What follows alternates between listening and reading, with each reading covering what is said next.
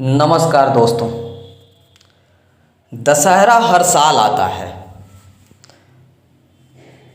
हर कोई इसके विषय में जानता है।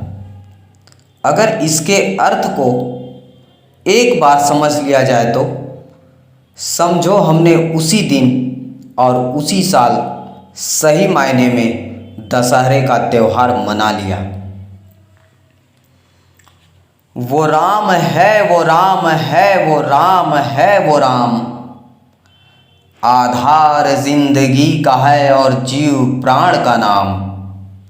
वो राम है, वो राम है, वो राम है, वो राम।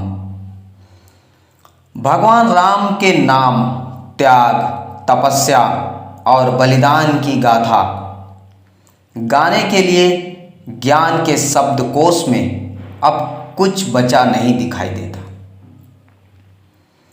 जो कुछ भी बचा था उसे वाल्मीकि और तुलसी ने अपने कलम में स्याही के रूप में भर लिया है।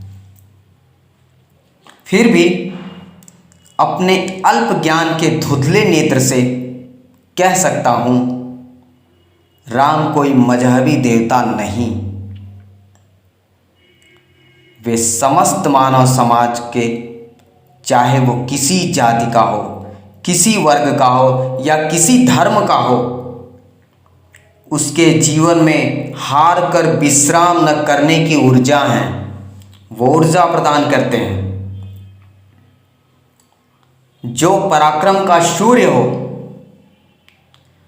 करुणा में समुद्र से भी गहरा हो, वैसे राम के लिए अयोध्या का सिंहासन हजारों न्यौछावर था।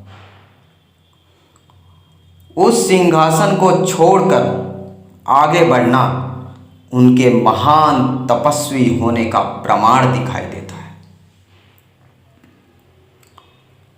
जिस पर विराजित सम्राट चक्रवर्ती कहलाता है, जिस पर बैठने वाला अपने जन्म पर इतराता है रे सिंहासन तेरी भी क्या किस्मत थी, तू दो भाइयों के बीच में खिलौना बनकर रह जाता है रे सिंहासन तेरी भी क्या किस्मत थी, तू दो भाइयों के बीच में उनके प्रेम में खिलौना बन के रह जाता है। उसकी चाह न भरत को थी न राम को। शायद पहली बार सिंहासन राजा के लिए रोया होगा। बाकी आज तक तो मैं यही सुनता रहा और यही पढ़ता रहा कि राजा ही सिंहासन के लिए रोता है। आज के राजनीतिज्ञों को राम के राजनीति से, राजनीति के सही लक्ष्य को समझना चाहिए। उन्होंने हमेशा उसे आश्वस्त किया और भयमुक्त किया जिनके पास जीवन जीने का कोई आधार नहीं था। जैसे बाली को वध के, सुग्रीव को उसकी पत्नी और राज्य को वापस करवाया। वहीं अंगद को अनाथ नहीं छोड़ा, उसे युवराज का पद दिलाया। वहीं विभीषण जो रावण द्वारा राज्य से निष्कासित था, शरणार्थी का जीवन व्यतीत कर रहा था, उसे उसका हक दिलवाने का वचन दिया और अंततः उसे लंका नरेश बनवा दिया। निरीह, अधीर, शोषित और आश्रयहीन जो आया, अपने बल पौरुष से राम ने उसे आश्रय दिलवाया। निरीह, अधीर, शोषित और आश्रयहीन जो आया, अपने बल पौरुष से राम ने उसे आश्रय दिलवाया। कुछ ऐसे तत्व जो राम राज्य को मजाक समझते हैं, उनके लिए राम राज्य का अर्थ ये नहीं कि जो आसमान से आए कुछ लोग हों या कुछ व्यवस्था हो, कुछ इस तरह का समझते हैं। ये राम राज्य नहीं है।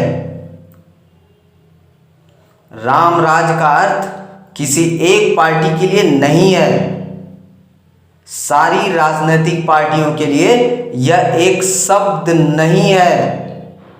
राम राज उनके लिए एक अनुसंधान का विषय है, एक प्रयोग का विषय है, एक बड़ा अध्याय है। उदाहरण के तौर पर एक धोबी के व्यंग कसने पर उन्होंने माता सीता को वन भेज दिया।